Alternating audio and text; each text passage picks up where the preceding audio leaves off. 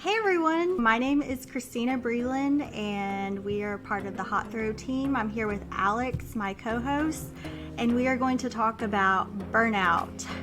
Who feels burned out after a while? Like from everything, from parenting, if you're a parent, from work, just in general. Let's dive right in. Okay, so what is burnout? I guess that's what we have to kind of define what the heck it is first, right? Yeah. Well, I was going to say exactly what the definition is. It's a state of emotional, physical, and mental exhaustion caused by excessive and prolonged stress. This is me on a daily basis. That's what I feel like. Okay. I am a single mom, and I already have a lot going on just being a single mom. But not only that, I have 12-year-old girl and a 14-year-old girl, so that's stressful. Then my candle business that I run full time, and I have a dog, and all the daily activities that you have to do: laundry, dishes, cleaning. And then I would like to have a dating life, but there's nowhere to fit that anywhere in this scenario. Yeah, you get so many things piled on top of another that you just feel mentally, emotionally exhausted all the time. And you need to take steps to relieve that stress and to break it up. And we're going to give you some different ways that you can take care of preventing the burnout and how to recover from it. Sweet. My candle business is part like a side hustle, whatever the heck. I don't know. I don't really like that term, but work on it at night and on the weekends and whenever I have a free lunch. It's part-time. Yeah. So we want to talk about essentially how to identify if you're experiencing burnout, because like maybe you experience this and you don't necessarily know what it's called, or it's not something that's you're familiar with. But some of the things that you can experience if you're having burnout are things like every day feels like a bad day. Caring about your work or home life seems like a total waste of energy. You're exhausted all the time, which whatever, like I'm tired all the time. I am. That's kind of funny, right? That's like normal, I guess. Yeah. The majority of your day is spent on tasks you find either mind-numbingly dull or overwhelming, and you feel like nothing makes a difference. How loud is my kid right now? Pretty loud. We might have to take that again. Put that in Cannot there, wait for the please. new house. That is hilarious. Like, put it in at the end. Night night, Jackson. You feel like nothing you do makes a difference or is appreciated. There's also some other signs that you might be experiencing some burnout, and we'll go through work-related, lifestyle, and personality. We've been telling him that, like, a lot of times we've been telling him that there's a baby downstairs that, like, is sleeping, and we're like, Jackson, you have to be quiet. The baby's sleeping. Because we live in an apartment.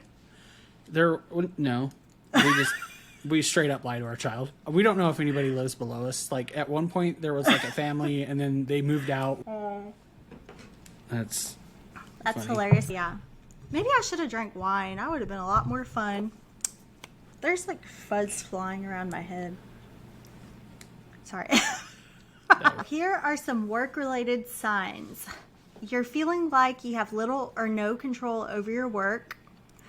Lack of recognition or rewards for good work. You have unclear or overly demanding job expectations. You're doing work that's monotonous or unchallenging. Or you're working in a chaotic or high-pressure environment. There are some other signs that you can identify from your lifestyle, and those are working too much, literally. Like, come on, how many of us just work way too much? Without enough time for socializing or relaxing. Like, this is a big part of identifying burnout. A lot of times there's a lack of like close supportive relationships in your life. You can take on too many responsibilities without enough help from others. And one of the big things is not getting enough sleep. Okay, I feel like you just read my life. I don't know. I almost always take on too many responsibilities without enough help from others. So, and I'm like one of those that doesn't really ask for help for. I do ask for help for some things, but like a lot of it, I just kind of like don't ask for help, and I wait till it gets super overwhelming before I finally ask for help. But asking for help is not a bad thing. It is if we were driving in a car and we needed directions somewhere, I would not be the person to do that. That kind of crap, dude. I'm not a ask for directions. I mean, come on, like we all have phones nowadays, but there's like stigma of guys that are just like stubborn, and we're just like, I'm not gonna ask for directions. I know where we're going. Yeah, it's the same thing. Yeah. You don't follow directions, like, dude. I bet half the people in these candle groups, like half the guys, they don't follow any directions. They just start pouring stuff. They're just like pouring stuff in, thinking they're like chemistry dogging it, and they're like, yeah, we got a good candle. And then they post a picture, and they're like, what happened? No, I don't know. But okay, so I just sort of made fun of people. But well, one thing I don't ask for directions in stores. Like I hate asking where something is. Like, can you tell me where this is? What if you have to go to the I'm bathroom? like, I'm gonna find it myself. Well, I mean, I'm gonna look for the bathroom sign, obviously. But I don't need any signs. Well, I need to go like, to the bathroom. I ask. Well, I always ask because, like, when I do ask, I feel so stupid because it's, like, blatantly obvious where this thing is. Like, today, I had to buy new headphones because I didn't want anybody making fun of me with my little, my daughter's headphones. So, I went ahead and got some, adult-sized headphones, and I couldn't find the headphones anywhere. I went through electronics section, like every aisle, up and down, and I was like, I don't see headphones. So then I asked for directions, and I was like, excuse me, can you tell me where the headphones are? And he's pointed, and there's a gigantic sign that says headphones in like the biggest letters you can possibly see. And I'm like, oh. Well, I guess I can't read. Well, usually if that happens to me, I'll just be like, sorry, I'm an idiot. That's what I literally say that out loud to people, and I'll be like, sorry, I'm an idiot. And then I just like, or sorry, I'm blind. That's probably offensive somewhere. I'm sorry, I shouldn't say that, but nowadays everything's offensive. So if you want to get us in trouble, that's fine. Go ahead. Just shut us down already. Yeah. Shut down our five subscribers. Oh, man.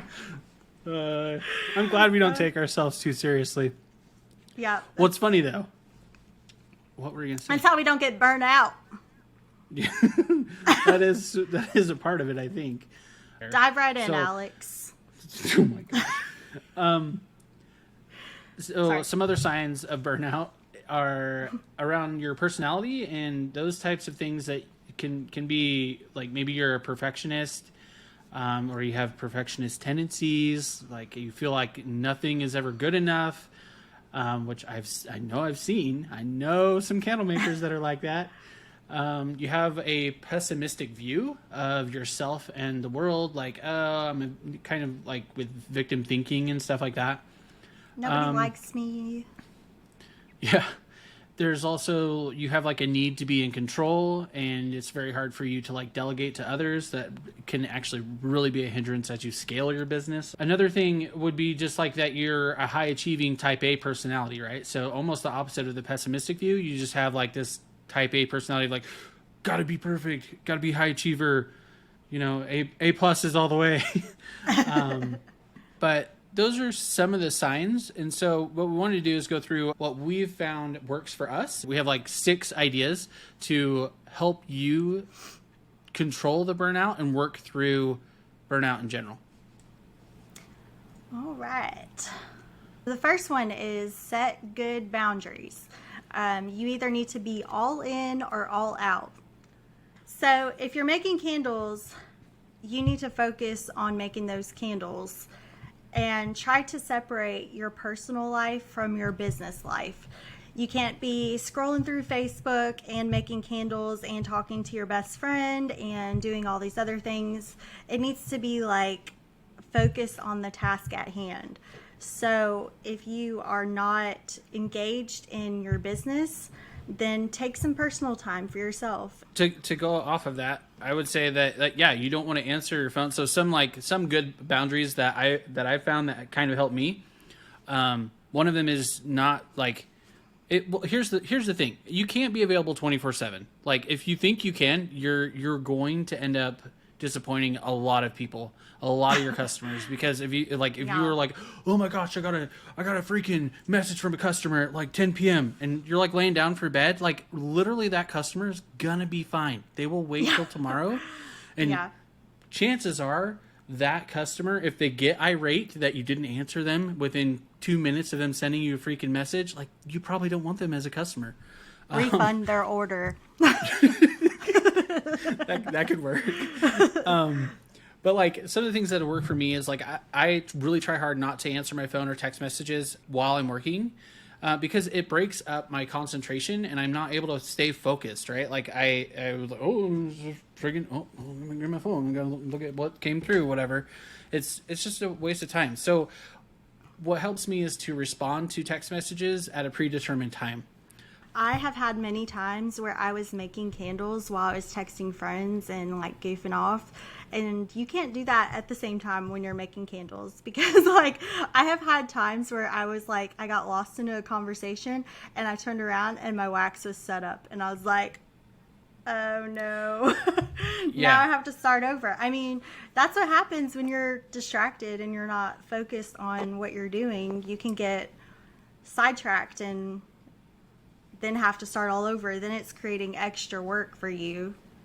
One of the other things, and I think you probably do this as well, but you setting strict work hours, and then respecting them, especially if you're a full-time candle maker. Like you have the, like, if you're doing this business full-time, you have the ability to be like, yeah, I'm going to work whenever I want, but you have to set those rules and boundaries so that you do work whenever you want, but within those times. So like, for me, I've decided that I might work over my lunch, or I'm definitely going to work from like 7 to 9 p.m. every night and weekends.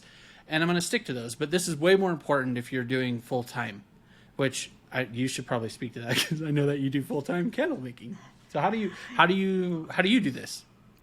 I mean, when you have all the time in the world, it could be a blessing, but it could also be a curse, because I have had trouble setting aside time.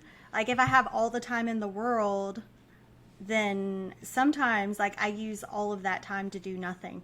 Like, I'm like, I have all the time in the world, let me just waste it. I'm trying to set timers and stay focused. That's the hard part. When you have all the time in the world, it's hard to stay focused, and it's hard to block out your time and say, from this time to this time, I'm going to do this. It takes a lot of discipline. So you have to have discipline and good boundaries for yourself as well as other people. I think one of the things, like, this kind of leads into our next one, and then even into the third point. But the second point is taking control of your workload.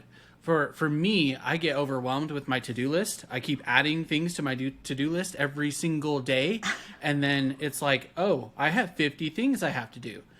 That sucks. Okay, so I would say, I mean, I know you change it every day, but I would just like take a look at it as a whole, try to do it weekly. And whatever you add after that, then roll that on to the next week, unless it's absolutely urgent. And that's the main thing, is prioritizing your to-do list. So what is urgent? What has to be done like right now, today? Like, I have to package this order today. Or I have to package this order today, but I need to order my supplies on Thursday. Just kind of break it up and spread it out throughout the week so that you're not piling everything on and you're not just sitting there looking at a to-do list and you're paralyzed because you don't even know where to start. You almost get that like analysis paralysis over your own to-do list, and then it's like you're overwhelmed. You're right into burnout territory, right? Yeah. It just happens to me all the time. Okay. Looking at to-do lists, it's just a lot. So the third thing that can help you with burnout is working with intentionality. And this kind of goes with taking control of your workload. But one of the things that I like to think about is this idea of the Pareto principle, which states that 80% of the consequences come from 20% of the causes. And so like an example of that would be like 80% of your workload back on the to-do list might be trivial tasks that you don't even need to do because they're not important. But you wrote it down on your to-do list, so you thought it was important. But well, I'm the kind of person, like, I put stuff on my to-do list just so I can check it off. Like, even if it's not important, I'm like, feel accomplished. So, well, yeah. If you could stop wasting your time on 80% and find the 20% of your workload that, like, drives your sales, then why not do those? You know what I mean? And another example would be, like, if 80% of your company's revenues are generated by 20% of your customers, then imagine focusing your time on identifying that 20% of your customers that are paying customers, that are like better than the person's like, I want a cheaper candle or whatever. One of the other things is this idea of Parkinson's law, which is the idea that work expands to fill the time you give it. And this is totally goes right back to taking control or setting good boundaries. Because you mentioned, like, if you, like, for example, if you schedule an hour for something, you'll end up using that whole hour, even if it was like a 5-minute task or something like that. If you were to take the idea of identifying 20% of your customers and then set short deadlines on that, then it will create a massive amount of output because you're giving yourself a deadline, right? So you're giving yourself a boundary. You're also identifying and saying this 20% is really the most important stuff that you need to get done today. And then if you say, I need to get that done within 30 minutes, then you're forcing yourself to work within that 30-minute boundary and you're going to get it done because that's what human nature tells us. Like, that's what we do. The fourth thing to help you work through burnout and avoid burnout is to give to others. Giving is literally the most fun you'll ever have with your company. I promise you that. People giveaways. Who give, giveaways or whatever. People who give are generally happier and less stressed because giving actually releases oxytocin in your brain. Ooh. There's science around that. Go look it up. One thing that really sticks with me is, I don't even know how to say this guy's name. Carl, my man. This is what he said. They may forget what you said, but they will never forget how you made them feel. And giving of our talents is a great way to make people feel special. So an example of this is, like, if you love making candles, make a small batch and, like, go downtown to your freaking, like, go downtown to a mall. I don't know. Like, we have a mall downtown Salt Lake City where I'm at. And, like, go downtown, take your candles, and walk around and just give them away for free. Try it and see how that makes you feel. Completely random strangers. Don't ask for anything. Just be like, hey, do you want a candle? I made these. Just thinking about it just, like, sounds so fun. Like, I get chills. I get chills because this is one of my favorite things to do is literally give to others. I mean, obviously you don't want to just, like, create like 100 candles and just go give them away. Like, that's you're giving away your profits. But it's more about the, like, if you're just freaking sick of being stuck in a burnout place, like, try giving. Just stop what you're doing, do what you like to do, which is make candles, and then go give them to people. Like, you're not going to feel, like I said, it's going to be the most fun you will ever have with your company. Yeah, I used to make bath bombs and stuff, and I would just, like, make a basket and, like, give it away.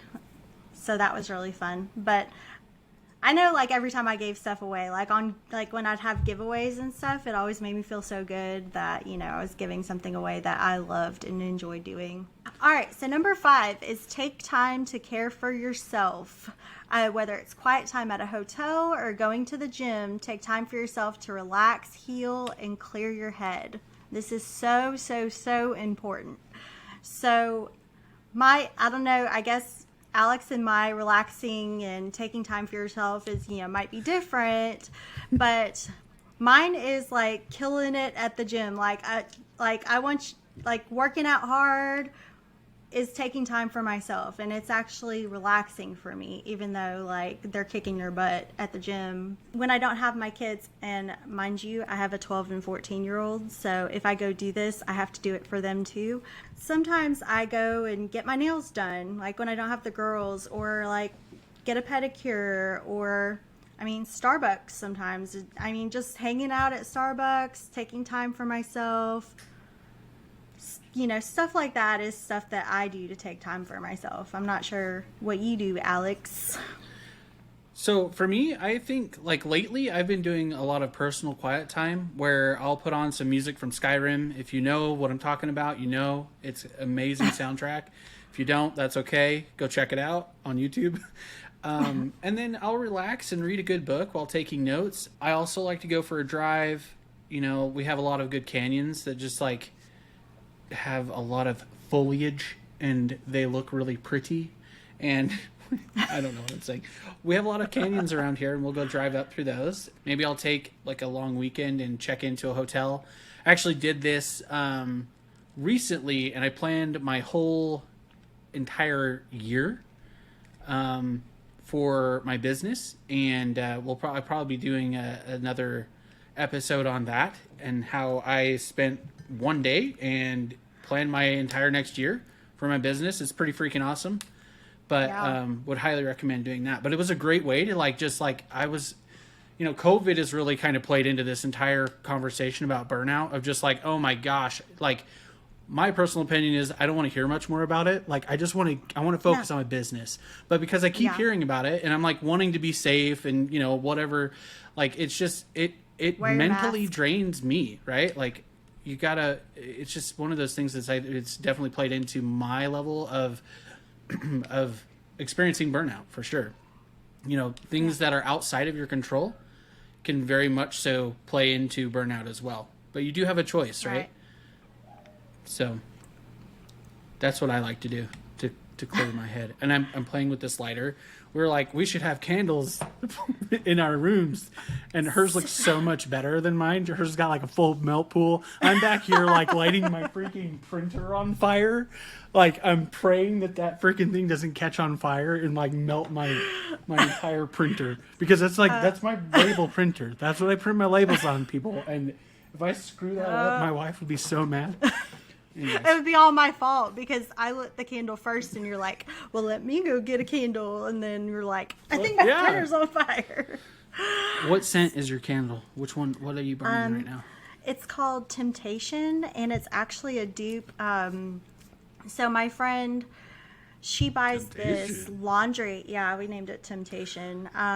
But she has this laundry booster that is called Diva. I don't know if you've heard of it. Yeah, it's I think so. Like, I've seen it. It's like a feminine scent with like a musk. Like it has you a sure bit it's of a not called musk to it. Diva? Is it called Diva? I'm just kidding. I'm just kidding. Well, it's like that. Like, is it Godiva chocolate or is it Godiva? Godiva or Godiva, right? That's why I was bringing that up. I'm just making a joke. It's totally Diva, but so I didn't want to call it Diva. So we just came up with the name. Like I just had, that's another fun thing is that you can ask your customers, like a lot of my customers are on my Facebook and they love naming stuff. So like I have a lot of dupes and I'm like, I need help renaming this and they'll help me. But I really like the name Temptation, but yeah, it's like a purplish pink color. Smells good. I was just going to say, mine's in one of the new ceramic jars from Candle Science. One of those charcoal ceramic jars.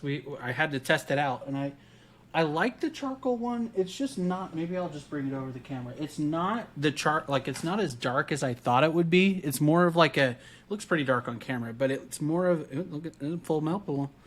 Let's see what I got. Ooh. Okay, don't burn your house down. It's not as dark as I thought it would be, and I really like the white ones, so we just bought a crap ton of the white ones. So I'm sorry I have the white ones. I just haven't. I'm still looking for a label, and I know that's really hard. Yep, same. Labels are so hard. They're such an annoying thing.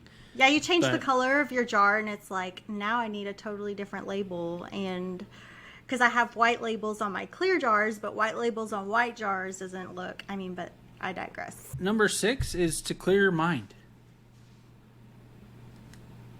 That's hard. That's like one of those, I'm sorry, but it is. I'm the type of person, I could have, I mean, I have lots of thoughts throughout the day, but like, I have the most in-depth thoughts at night. Like, as soon, it's like those memes that you see where it's like all throughout the day you're just doing normal stuff and thinking about normal things, and then at 10 o'clock at night you're wondering if penguins have knees. And you're like, What the crap? that was like a meme I saw. And I'm like, I do wonder stuff like that. And I mean, not stuff like that, but it's like kind of my train of thought where it's like, why am I thinking about these like things I could have thought about during the day? But I don't think about that. I don't think about if penguins have knees or not, but I'm just saying, like, I have a lot more thoughts at night. I'm definitely going to think if knees tonight. By the way, they do have knees. I looked it up. That's what we should totally just title this entire episode. Do penguins have knees? Yes. Okay, What's the solution? Well, with all these thoughts that I have at night, it's always like what I do is I take a journal and I just do a brain dump. And it's not like any kind of list or order. It's not making a to-do list. It is clearing everything that is in your head out of your mind and putting it on this piece of paper so you can go to sleep. Because sleep is really important to prevent you from getting burned out. And if you have all of your thoughts on one sheet of paper and you know they're there, you're not going to think about them over and over again. The reason you're thinking about them is because you feel like it needs to go on a list or you need to complete it. But if it gets on that list, it immediately leaves. It should leave your mind after doing that. And that has really helped me. I've noticed that I've had, like, in the past, I've done the same thing, where I've just made a list. I've just freaking started writing crap down. And a lot of times I'll do this at my day job where I'm like, oh my gosh, I'm so overwhelmed with everything that I have to do. And it kind of helps with with building a to-do list, but then prioritizing that to-do list is a whole nother problem. But it's your mind is an amazing thing. When you take all of the thoughts and put them down on paper and take them out of your brain and put them onto a piece of paper, it allows you to focus. It allows your brain to focus on the right things because I've noted that down. And so now I can focus on what I need to do, which maybe that's sleep or maybe it's my next task, right?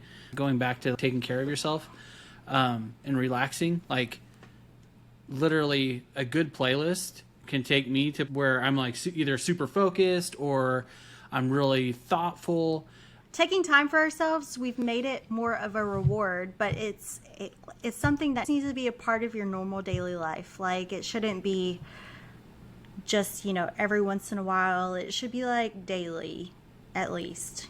Take at least 30 minutes for yourself a day to prevent burnout. I'm not a morning person. I am. And I'm a morning person. How do you I always envy those people that just rise wake up? They just I wake up, I'm awake for a long time. I could wake up at 5 a.m., but am I going to get up at 5 a.m.? Yes. Ooh. Yes.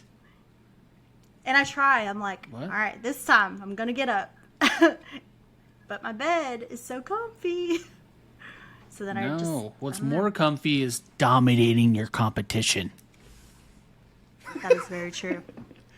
I like how when we're making a valid point, we get really close to our microphone. Well, yeah, you have to lean into it. It's like Sheryl Sandberg. Lean in. You seen that book? You know that book. I don't know. I'm probably making fun of that book, and I haven't even read it. You lost me. It's Sheryl Sandberg. She's like the COO or something of Facebook, and she wrote a book called Lean In. That's all. That was the joke. That's literally the joke. The book is called Lean In. It was really funny. Listen. Trust me. But anyways, we have like a whole box of them.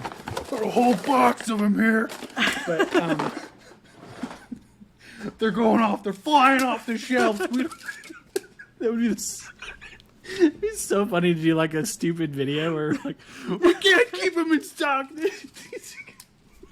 I don't even know. I need like a radio voice. Now, like, have him raining in the back, like your wife, like, throwing him like a raining. Just raining him off. I just can't. We have so many of these things. We gotta sell them. You're gonna have the straightest wicks. They're gonna be the best. And they're gonna say hot throw on them. Apparently, a lot of people actually received, like, our first batch. If you got a first batch, it didn't say hot throw on them. It said, like, 70 millimeter or something like that. Yeah, mine. Should also mention that Wade over at the Black Tie Barn Candle Company, he is doing a giveaway for a set of 12 of these, where I will actually ship them to you. If you want to enter that giveaway, we'll leave the link in the show notes or in the description below. But yeah, congrats we at created these 10,000 things. followers. Wade is doing a giveaway because he reached 10,000 subscribers, I think, on his YouTube channel, right? Which is freaking awesome. The dude's awesome. We love working with him. I was telling him earlier this week that I love the candle making community. I feel like most of the creators in this area are just like super open to talking about things, and they want to like help and collaborate. We can all be friends. So, do you want to try and tackle the niche one again? Well, just I don't know. Just find your niche. God. Gosh. Don't be an idiot. Just figure out your niche. I'm just kidding. Don't even. That's going to be at the beginning.